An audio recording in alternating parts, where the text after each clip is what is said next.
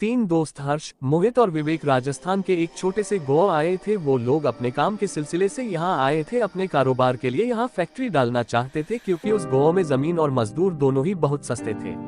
उस गांव में विवेक ने होटल सोलफुल में रुकने का इंतजाम किया था। होटल सोलफुल एक छोटा सा होटल था। कोई आलिशान पत्थर नहीं थे, उसमें BS ईंट से बनी एक इमारत थी और नीचे खाने का बना एक वेज रेस्टोरेंट में भी टेबल और दरवाजों पर धूल लगी हुई थी, जैसे वहां का चूल्हा सालों से जला ही नहीं था। जैसे ही वो लोग होटल पहुंचे तो उन्होंने देखा कोई स्टाफ ही नहीं था।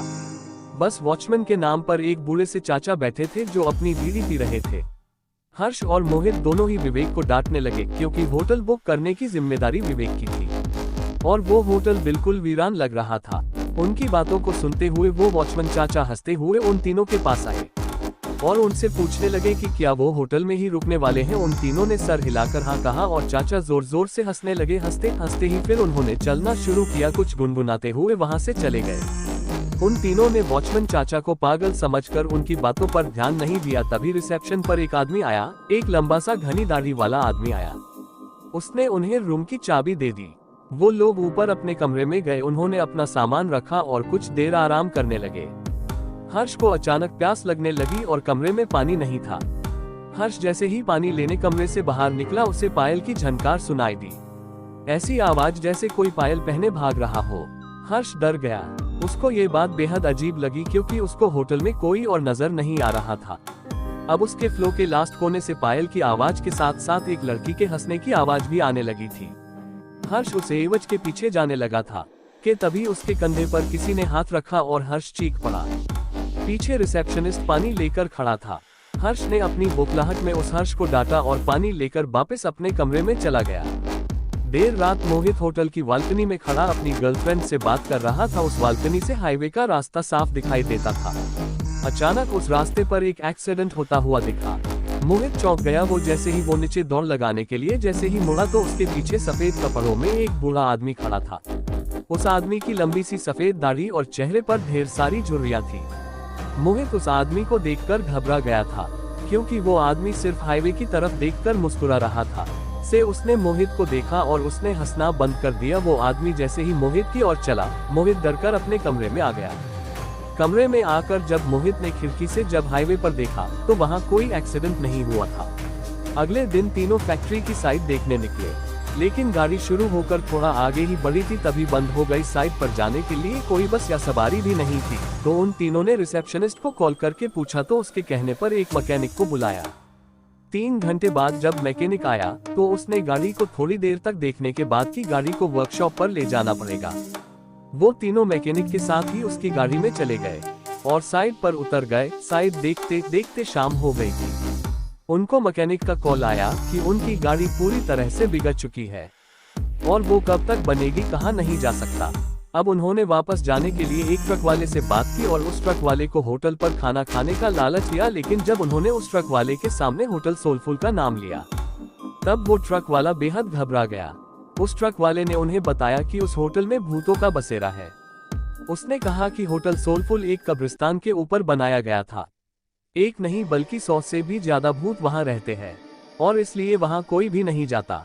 हर्ष और मोहित के साथ हुए हादसों ने उन्हें सोचने पर मजबूर तो किया, पर विवेक भूत प्रेत ऐसी चीजों में नहीं मानता था। उसने ये बात रफा दफा कर दी और ट्रक ड्राइवर से कहा कि वो उन्हें होटल से थोड़ा दूर ही उतार दे। बहुत मनाने के बाद वो ट्रक वाला मान गया और वो तीनों जैसे तैसे होटल पहुंचे। देर रात हो चुकी थी और तीनों कमरे में आराम कर रहे थे। विवेक भी लेटे लेटे अपने फोन से खींची फोटो देख रहा था, लेकिन अचानक वो उठकर बैठ गया। ऐसा लग रहा था जैसे उसके होश ही उड़ गए हों। उनकी तस्वीरों में उनके ही कमरे में बहुत सारे बच्चे दिखाई दे रहे थे। वो बच्चे शायद उस होटल में बसे भूत ही थे। विवेक का पूरा शरीर ठंडा पड़ गया। उसने हर्ष और मोहित को जब फोटोज के बारे में बताया तो वो तीनों बहुत घबरा गए। वो उस होटल के रिसेप्शनिस्ट को ढूंढते हुए नीचे आए, लेकिन उस आदमी का नामो निशान ही नहीं था। वहाँ उन्हें वो बूढ़े चाचा बैठे हुए मिले। उन्होंने ये सब उस बूढ़े चाचा को बताया तो उस बूढ़े चाचा ने हंसते हुए कहा कि जब वो होटल के अंदर आए थे तो 4 आत्माएं तो उनकी गाड़ी के ऊपर बैठी हुई थी।